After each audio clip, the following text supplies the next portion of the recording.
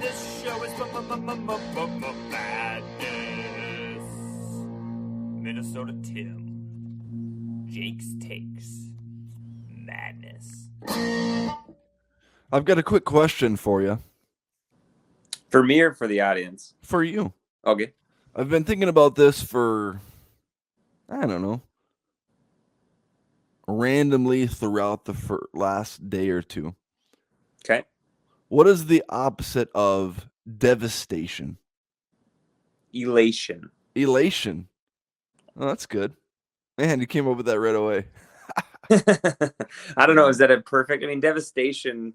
I mean, if you're thinking about sports specifically, right? I guess it's kind of just regular life too. But yeah, you know, a devastating loss, and then when you win, you are elated. It's feeling elation. Is that good? Yeah, that's perfect. So let's begin this new segment. Elation or devastation? Will Minnesota Vikings fans at the end of the season, at the end of the regular season, feel elation or devastation? Is there a middle category like like indifferation? Oh, okay. That's not a word. But elation, indifferation, or devastation. I mean, I will say devastation would be if they have this isn't Detroit, man. This is the Super Bowl moment to choke away against the Lions. Now, the bright side, the odds that the Lions are playing for anything down the stretch might be low. They're probably going to have the division wrapped up. So we might sneak out a couple wins if we need them. I don't know. I mean, I don't know that we'll feel elated either. Yeah. You know, because like even if we make the playoffs, like it'll be exciting, but at the end of the day, we know we won't have much of a chance to win. That's the battle, man. That's the internal battle. Like, at what point does it even matter if the Minnesota Vikings make the playoffs? Well, I think it matters because I was thinking about this. I think, you know, we talked about like, you know, in week 3, 4, 5, like when you're this bad, it's worth it to try to get a low pick, right? Yeah. Once you're past the point of like, no matter what, like the worst or like the best pick we could get is in like the, you know, I don't know off the top of my head. Probably a little lower than that, right? Yeah, probably closer to like 10 or right. If we lose out, you know, we could finish 6 and 11 and get a 8, 9, 10, 11 pick, and we probably won't lose out, right? But in theory, and that at that point, what's the difference between pick 10 and pick 16? I don't know. Maybe a franchise quarterback. It could be, right? It could be. I mean, you'd have to trade up. You could, There's but a you definite could. Difference. Yeah, but you could trade up. Right. There's a definite difference, but it's more than likely probably not a life-changing difference. So I guess, I mean, so I think they should make the playoffs, try to make the playoffs. They should want to make the playoffs. We should want it, right? At a minimum, it just gives us another Sunday to watch the Vikings, you know, hang out with some buds, watch some, you know, guys throw the ball around a little bit. But yeah, so I guess I think they're going to pull it off still. I have faith. So I guess we'll say elation. Okay. You're a believer. I'm a believer. But I didn't mean to run over the A topic. And the A topic is obviously the Minnesota Timberwolves not making it past the first round in the NBA in-season tournament. All we do is lose around here. Man, tell you what, even though they're number 1 in the Western Conference by a game or two, the fact that they didn't make the in-season tournament finals or quarterfinals or whatever, I'm devastated. It is interesting, their setup. And I think people actually kind of care about it, which is cool. Really? A little bit. I'm not saying a lot. Like the players or the fans? The fans. Oh. Because, like, Wolves fans were upset the Wolves didn't make it, right? Really? Okay. A little bit. Just a little bit. Just a little butthurt. I'm not saying they're, like, crying over it. They're not devastated over it. They're not devastated. No. Yeah. But the format does kind of stink in terms of you get 4 games, and like the Wolves finished 3-1 and looked pretty solid, right? Mm-hmm. And they don't make it because of the point differential thing. I've seen a lot of players complain about that aspect because it's like you're beating somebody, but then you have to think about, do we try to beat them more so that we can make the in-season tournament, right? It's kind of a weird, I know, the counter argument, how else do you decide a tiebreaker? I don't know. In a 4-game pool play, like, that's kind of the way that, starting in 4th grade when we start going to tournaments, right? Pool play, it's point differential. Who beat who by more? Yeah. So I get it. That's probably maybe the best solution, but it is kind of weird to just quick play. Like the Wolves seem like they should be a team that's in it, right? Like that's the way it goes. You didn't beat the Kings and you didn't win by enough points in the other games. So, no, on the positive, you should feel elated here. You should feel elated that the Wolves did not make the play-in tournament. You want to know why? Why is that? Our 2 extra games. Did you see who they're against? Yes, I did see that. The Memphis Grizzlies and the San Antonio Spurs. Couldn't ask for a better draw. No, you couldn't. I'd rather play those 2 than, right, obviously go to the in-season tournament and play like the Bucks and then the Knicks or something or whoever, right? There's some that could be a huge difference at the end of the season, right? Because if the Timberwolves win those 2 games versus maybe the 2 worst teams in the Western Conference, there's an argument to be made for another bottom feeder in the Western Conference, like the Portland Trailblazers or something. But right now, those are the 2 bottom teams in the Western Conference. Yep. If you win those 2 games, that might be the difference between, of course, there's the NBA in-season tournament thing, but that could be the difference between playing the Pelicans or the Lakers in the first round. And I don't even know which team I'd want to play, the Pelicans or the Lakers. But even just think about seeding longer term, right? Yeah, right. It's not like this team is a, early 2000s Lakers team where it's like, it doesn't matter what seed they're going to be, they're going to make the playoffs and they're going to be scary, right? Yes. The Wolves are not that team. They need to be the highest seed they possibly can because that's going to matter for them, right? 2 games might be the difference between the 1 seed and the 2 seed, right? You're ahead of Denver because of those 2 games that you hopefully win, take care of business, or maybe the 2 or 3 seed if we fall off a little bit or whatever. So that or even if you want to think a little more tragically or devastatingly, right? The difference between a 4 and a 5 seed, where instead of hosting, now you're on the road because you had to play. So it is worth, right? It's nice that it turned out this way to play 2 just absolute trash teams and hopefully they take advantage. Yeah. We'll see what happens. Are you now fully bought in 100%? Are you a believer, or are the Timberwolves a deceiver? Right now, what is the best case scenario for the Minnesota Timberwolves in your mind? So I'm more a believer than a disbeliever for sure. I think they could hold on to the 1 seed. I think that's possible because I think they are a team that's hungry to try to win every game. Ant's not somebody who's sitting out back-to-backs. Gobert has a lot to prove given last season. He is really, he's Defensive Player of the Year candidate and he's playing like it. Yeah, Towns is a lot to we have a team full of guys that have a lot to prove, right? Yeah. And for once, it seems like they're actually backing up with their play and not just their mouths. That's been kind of the issue last few years, mainly with Towns, but other guys too a little bit. But here's the thing. They have a lot to prove in the regular season, but once it gets to the playoffs, every single team has a lot to prove. So maybe right now, because the Timberwolves are playing so freaking hard, because they have a lot to prove, maybe things will balance out a little bit more in the playoffs. Well, that's what I was going to say. I see this team hanging on to a 1, 2, or 3 seed, with the 1 seed being realistic. It's possible. Yeah. But, right, the playoffs, the inexperience, the, Ant as a kind of unproven, he's about as proven as you could be at his age, right? But in the playoffs, again, different. When you see a team potentially 7 times the things that they could do defensively that they just don't put the time in the regular season. They scout and they do all this stuff, but their game plans for the regular season are pretty generic because they don't practice. They can't practice these things. Playoffs, when you see an opponent 7 times, You need to win 4 times, right? They dial in on exactly what you do. I think our defense will hold up. I think that's legit, but our offense would scare me a little bit. That they could just take away Ant, or at least attempt to, right? Make life really difficult for him. And we wouldn't have the kind of follow-up answer every game to make a big run. So, right, second round exit, that would be probably a decent run, right? You hope they get out of the first round, but like you said, it's not a guarantee, that's for sure. Yeah. I don't see the team getting past the second round of the playoffs.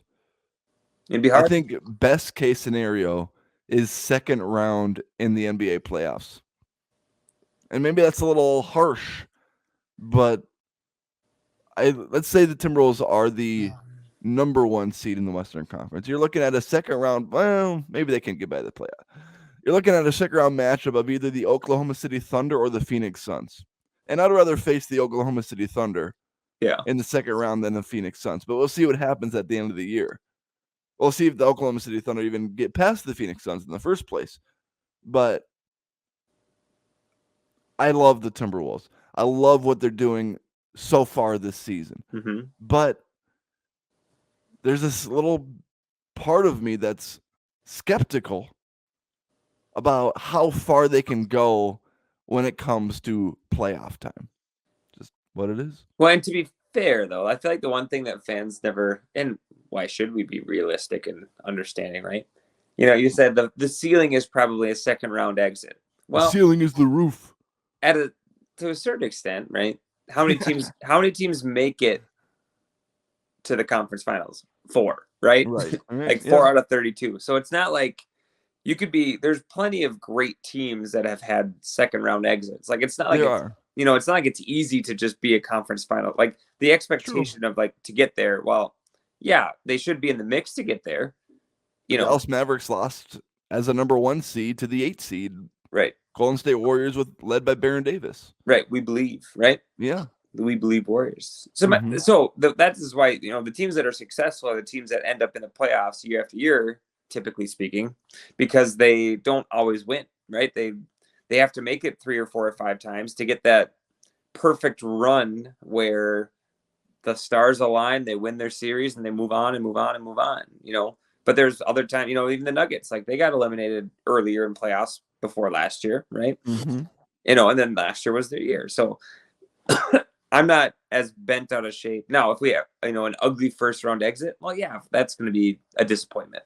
If you lose to the 8 seed or whatever, or if even if in round 2, if you get swept, that feels different. It's like that shouldn't, that would be kind of devastating, but if you lose a 6 or 7 game series in the second round to the Suns, let's say, with Durant and Beal and Booker, who have been to the playoffs before, yeah, you're disappointed, but it's not going to be like devastating or like, that's just sports, right? Someone has to win, someone has to lose. You have 2 great teams, like there's variance there. So I don't get too bent out of shape usually in those kind of things. Yeah. Well, let's move on to the real meaty topic of this podcast. But first, let me tell you about Hoagland Farm. Hoagland Farm has rotationally grazed 100% grass-fed Hereford beef. This beef is sold in quarters and halves, and they also have custom sample packs so you can try before you buy. This beef has no medications or antibiotics, and you can get 20% off your first order. All you have to do is tell them you heard about Hoagland Farm on the Minnesota Tim podcast. All you have to do is contact Jared at 952-491-1541 and tell him you heard about Hoagland Farm on the Minnesota Tim podcast. That's 952-491-1541. You can also check out their Facebook page at facebook.com/Hoagland Farm. And if you have any questions, you can email Jared at hoaglandfarm2012@gmail.com. Okay, Jacob, I love your name this morning. Dobbs, Hall, Mullins, Parachka. I love it. I didn't even notice right away. Like 5 minutes into this podcast, I noticed the Parachka at the end. Because I read the first 3 or read the first one. I'm like, oh, I know where he's going with this. But then I continued to read, and then I saw my name on there. Well, that's where you're mistaken. I'm not talking about Tim Parachka. You're not talking about Tim Parachka. Steve. I've seen Steve sling that mini football. I'm just the question has to be asked is just give him an opportunity. Give him an opportunity. I mean, I've seen him throw the football with the flat side on it. Mm-hmm. I've seen him sling that thing around. Yeah. I've seen him sling the one that's like the football with like, and then it's got like the like the Whistler one that has like the whatever you'd call it. I don't even know. Like, it's Whistler. Yeah, it's got like an airplane on the back of it. Yeah, right. Yeah, well, yeah, it's got kind of the pipe and then the little wings in the back and the front parts of football. Yeah. Mm-hmm. So I've seen him. I mean, if you could throw those kind of footballs, an NFL football, I'd imagine would be, my favorite throw that he throws now that he's 68 years old and doesn't have much of an arm anymore is when he'll like lean sideways, have the ball like this, and he'll just kind of like hook shot it over his head to get distance on it without hurting his arm. Well, and that's good for, potentially getting sacked, right? We basically saw Dobbs do that same thing on Monday. So, Monday night. So, yeah, he's just practicing. And when you're getting sacked, that you might have to do that because your left side's getting tackled. Yeah. Give me 10 chances in the NFL, and how many passes do you think I complete? Are we talking like with full-on linemen trying to come get you? Yep. Full defense, but best offensive line in the NFL. Probably zero. Zero? You don't think I could complete one pass? Even like a screen or screens are kind of tough. What about just because if you really, really want to dive deep, right? First of all, an NFL football is pretty big. Yeah. I'm guessing it's bigger than you think it is in terms of your hand. And yeah. I would bet your range of throwing it downfield is probably dump off pass. Right. So really your only options a dump off or a swing or a slant, something short, right? And anything you throw is going to be not having a lot of, power, I don't think, in the NFL standards. Yeah. So the defense could basically play like press coverage 1 yard off line of scrimmage. What if you gave me the Nerf football? 3 yards. What if you gave me the Nerf football that I can throw 40 yards? Or just like maybe like a youth football that you could throw. Yeah. What if you give me a youth football that I could truck down the field? I still would be maybe one. Oh, God, two? Come on. I don't know. Yeah. Because I just it's the arm strength thing. I think is such an underrated talent. It that is. All those guys have like. It's so crazy too because you watch on television, it looks like they're barely moving their arm. Right. And CJ Stroud throws it 65 yards on Sunday. Yep. And just like even like I said, like you're like, oh, what about swing pass? Well, like they have to throw that swing pass typically pretty hard. Yeah. Because if they throw any kind of lollipop, like that's a pick six. Mm-hmm. So it's just kind of underestimated, like because they all are so strong, like you just take it for granted. Mm-hmm. But okay. Yeah. Do you remember that show? Like, was it Joe's versus Pros? Oh yes. Like, yeah. And they just have like professional athletes against regular guys. Like I just remember there was one. It's one-on-one. Who the defensive guy? I know. Yeah. More of a memory. They had like a defensive guy. So like there's like I don't know if they're like the Oklahoma drill, but like they had to like make it through. A defensive NFL defensive player like tackling them, mm-hmm. and he was just lighting them up. Well, I'd probably only make it one play because after I got hit by name your defensive player, I'm probably out for the year. So. Right, JJ Watt or not JJ Watt, TJ Watt. Yeah. Mm. Anyways, or Kevin and Pat Williams doing a little. Oh my gosh. Sandwich. Oh, I don't know if I'd rather get hit by a Pat Williams because there's a little flubber there. Or Kevin Williams, all muscle. I think I'd rather get hit by a Pat Williams. You'd rather get hit by a super fat guy? Elation or devastation? I think either way it's devastation. Oh, man. Will it be elation or devastation for Josh Dobbs when the Las Vegas Raiders game comes along? Do you think he will be the starting quarterback for the Minnesota Vikings in 2 weeks? It's hard. That's what she said. I lean yes. But mainly for this reason. I think I think they're going to give him a chance with Jefferson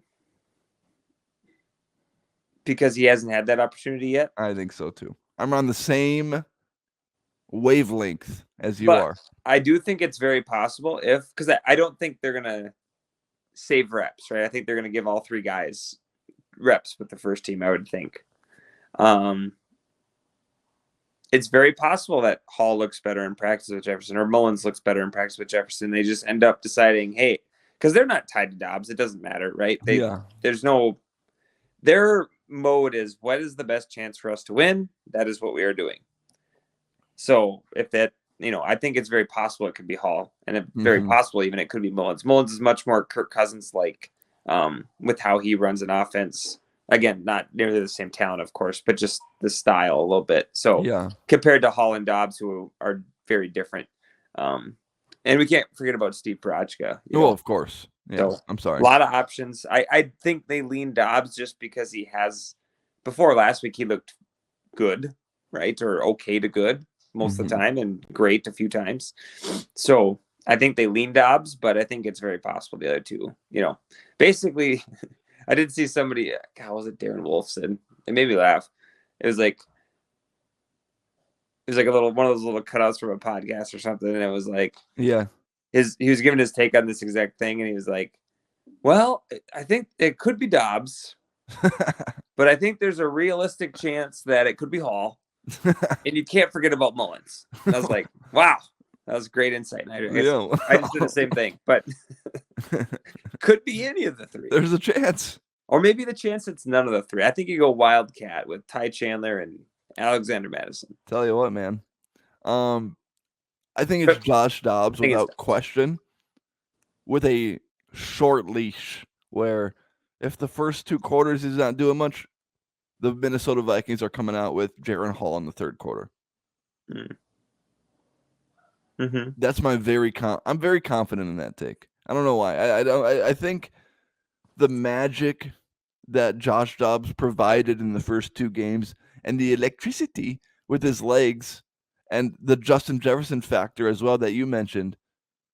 I think with all of those things, he didn't play great in the second half against the Denver Broncos. And then he played terrible for almost the entire game against the Chicago Bears besides the one touchdown drive. I think the Vikings will give him one more chance, one more half, to prove that he can be the guy for the entire game and for maybe the rest of the season. Like I said, I think I pretty much agree with that. I agree. The only chance is if one of those other two guys really stand out during the next 2 weeks, right? Yeah. But again, they're going to give Dobbs the first chance. He seems like he's good enough to keep it, at least for now. And again, with Jefferson returning, I mean, that would help anybody, right? You would have a much better chance completing a pass to Justin Jefferson than KJ Osborne. So, right. It will help him a lot. Now, but can he throw it far enough downfield to really make it hurt? That's another question, right? We know Mullins is more like that. Hall, we're not so sure on. Yeah. And Dobbs, we're not so sure on either. So we'll see it on that side of it a little bit. But do you blame? Well, first, give me a reaction to Dobbs' 4-interception day against the Bears and the Vikings loss. We haven't talked about that yet. Yeah, I mean, he played horrible. Obviously, decision making was poor. A couple of those, it's hard because the first pick, where the corner was like jumping the in route and then went out and got that out route, like that was a phenomenal defensive play. Like, I understand how he got fooled by that one. If he just throws it a little better, it's probably a completion. But that was an insane pick in my mind. Like, that was just a really good pick. So he had stuff like that where it wasn't totally his fault. But then the one where he, like, the D tackle, like, picked it off. Like, I don't know what he's trying to do there. The one where it should have been a pick six. I think Hawkinson was running like an out or somebody. I think it was Hawkinson. And the defender completely, like, it looked like it was a throw to the defender, and he should have been a walk-in pick six, but it just somehow dropped.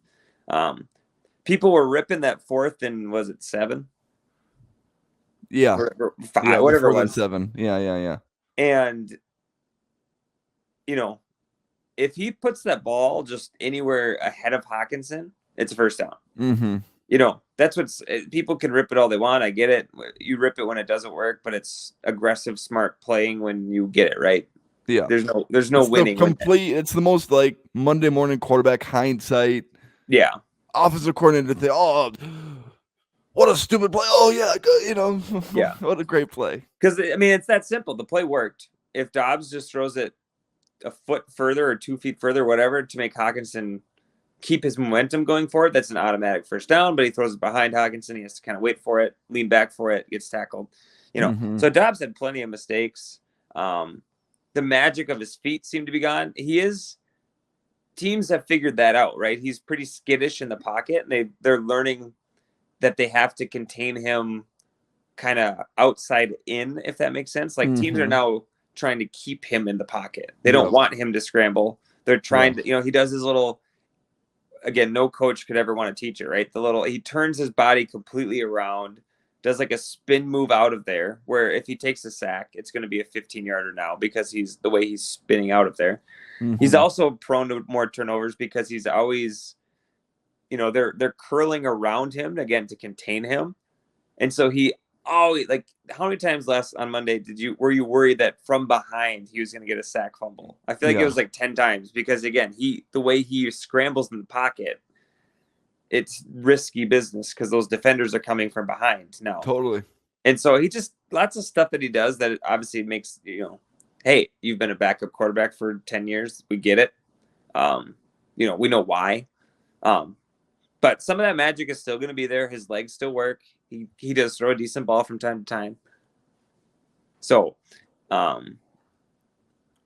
it's just that's the analysis. That's Josh Dobbs for you. So. Yeah, right. That's the Josh Dobbs experience. Yeah, and that's what we saw against the Atlanta Falcons.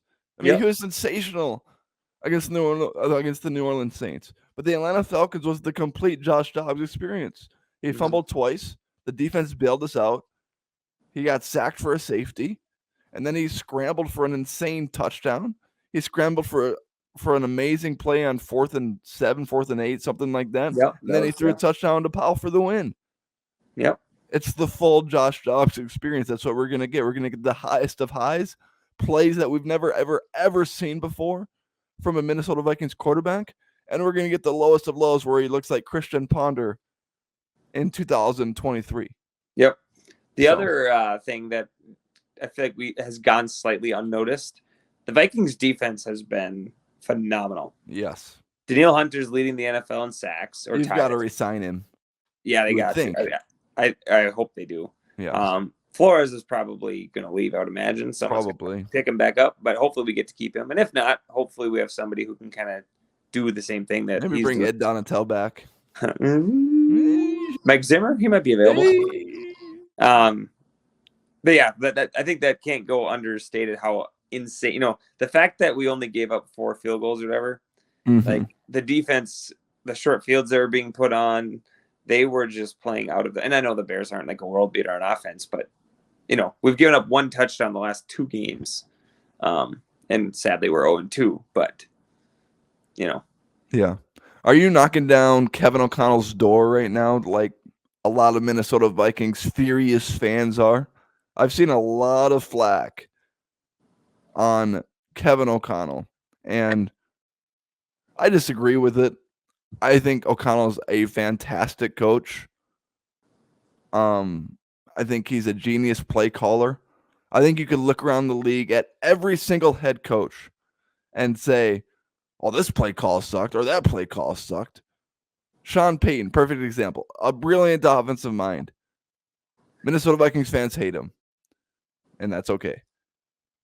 But the Denver Broncos are like 7-5 now after starting the season 1-5. And that 2-point conversion call against the Minnesota Vikings when they were up by 1, the play was a quarterback toss to the running back in a shotgun, and I don't think they gained a single yard, and they had 2 yards to convert the 2-point conversion. Stupid play call. Coaches all over the league have stupid play calls. But because Minnesota Vikings fans are so, what's the word I'm looking for? So, cutthroat, or just like, I don't know. Yeah, I don't know. focused on the Minnesota Vikings. Yeah. They think Kevin O'Connell's the only coach in the NFL that has a bad play call here and there. Yep. I don't blame Kevin O'Connell at all. How are you supposed to win a game when your quarterback has 4 interceptions? Mm-hmm. How are you supposed to put the ball in his hands when he has 4 interceptions? I know he threw a touchdown, but at the same time, you got to run the ball as well. And the Minnesota Vikings couldn't run the ball. Yeah? You can't hear me? Oh, great. Yep. Can't hear him.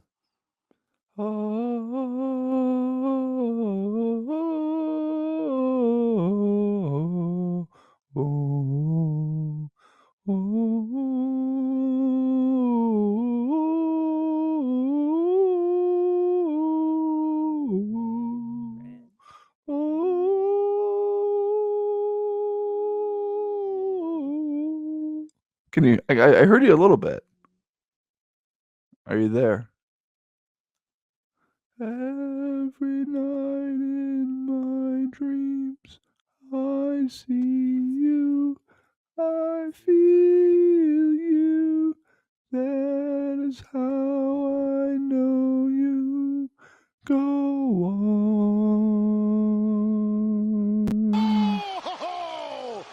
Oh, we're back. He's back. Sorry. We switch vehicles now. Holly takes the truck, my phone connects, and it's not as easy to disconnect. Man. But I'm sure you make great points the last minute. Yeah. So Kevin O'Connell. No. Yeah, well, so I'm sure it's great.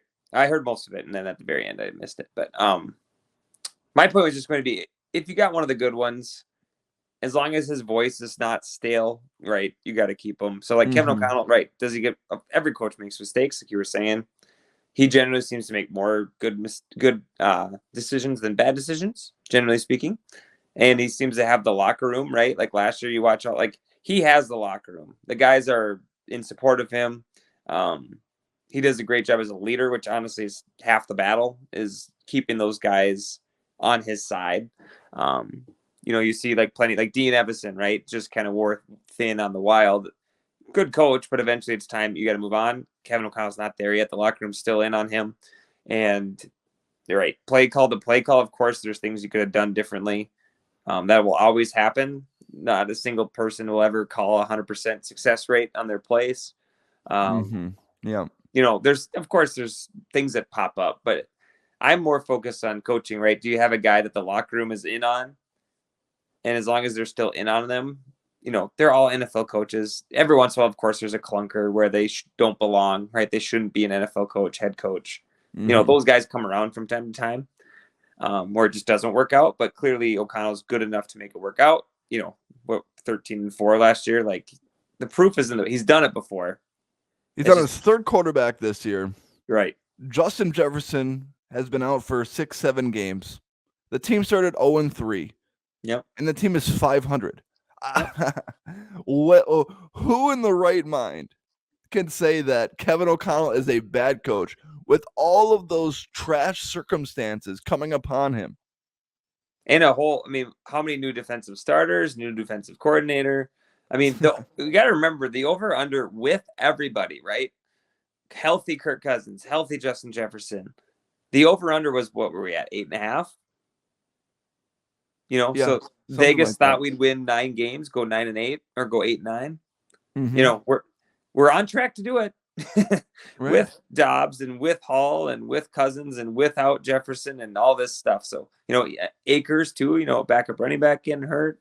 We've just had a lot of things happen.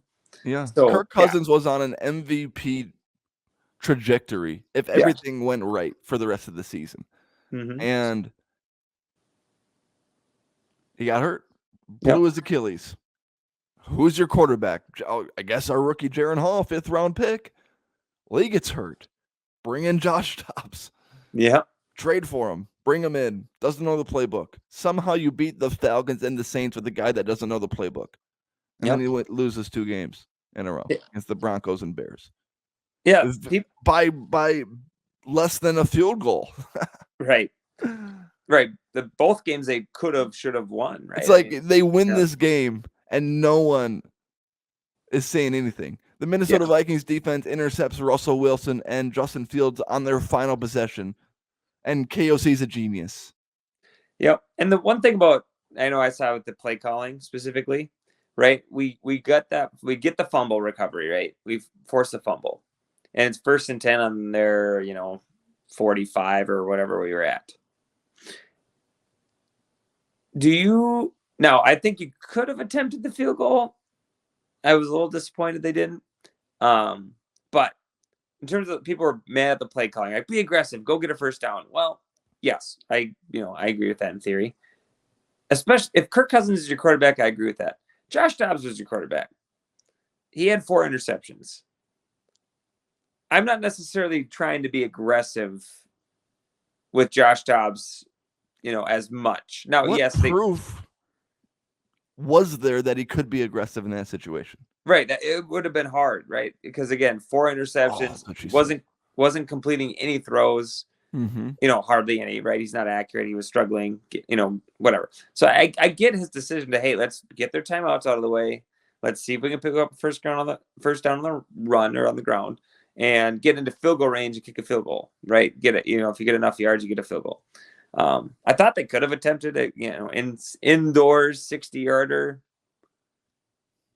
It seems worth it versus, especially considering the punt we had, right? If you pin them inside like the 5 or 10-yard line, then now it's something different. Well, you missed that kick, and it's yeah, they only got like 20 yards to go, but again, the punt was so terrible, they only had 40 yards to go anyway. Yeah, so right. The punt was awful, right? Man, that was bad. Because that whole game might be different. Ryan Wright, if you just put that inside the 10, yeah, or even maybe the 50. It was like 23.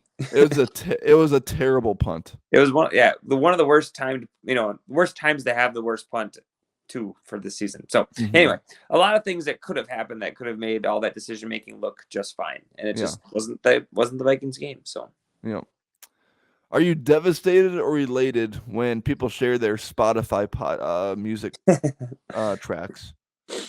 I am, I guess, devastated. Devastation. Now, I like looking at my own. So I'm interested. I'm like, oh, what did I, what? Because you don't always think about what you listen to, right? You kind of look at the recap and look, what songs you listen to and who you listen to and whatever. Every single person sharing theirs like it's some unique, interesting thing. Like, I get it. You're the millionth person to post that Taylor Swift was your top listened to artist this year. Like, cool. And I'm not judging the people. Obviously listen to whatever you want. It's not like I care who's on that Spotify rap list.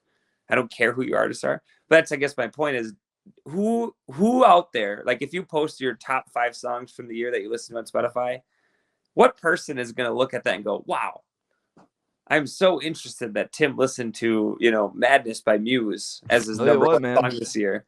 Tell you what, don't put it past people. I know people consume that content. I guess apparently it's a controversial take because people just love Spotify Wrapped, and I just like it. Again, it's fine. I look at mine and go, oh, okay, that's kind of interesting. But to look at anyone else's and go, oh, that's what they're listening to, I am enthralled with how interesting this is. I just don't care. Who cares? Like, who cares? I'd rather look at mine than look at somebody else's. That's right. At least mine tells me like, oh, what did I listen to this year? Like, what mood was I in? What artist did I listen to? Who did I, whatever. Why would I care? I don't care what you listen to, Tim. Sorry. Yeah, right. Yeah. Like I said, I'd rather look at mine all day long than look at somebody else's. I guess the only way I'm interested is if they show us the podcast section, and Minnesota Tim podcast is number 1 on their list. Right. Yeah. It better Caleb Fails, post your rap. Caleb Fails. Yeah, actually, he listens to podcasts all the time, so I don't know that we'd actually make his top 5. Oh, man, that's ridiculous. He's cheating on us. He is. We're broken. Yeah. Come on, Caleb. Hey, last thing. Yeah. Your boy, well, I guess our boy, Jared might be joining the Royals men's league team. I heard this. I'm still part of the Facebook group. Oh yeah, you saw?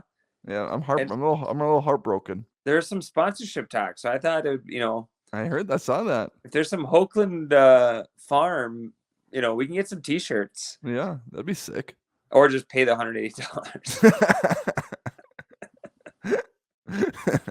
split 8 ways isn't too bad. No, it's not that bad. I think you owe like $20 or something like that. But. Yeah, that's hilarious. All right, everyone. Thank you for listening to this episode. Check out Hokeland Farm if you haven't already. Contact Jared at the phone number I listed earlier, something about like 952. And Jacob, thank you as always for your contributions to the pod and for your efforts in getting up early to record and deliver takes as always. And to our listeners, thank you as always. If you're watching on YouTube, please subscribe and hit the like button. If you're listening to podcast app, follow, subscribe, rate, review. We would greatly appreciate that. Thank you for making this podcast a part of your day. And everyone have a great day.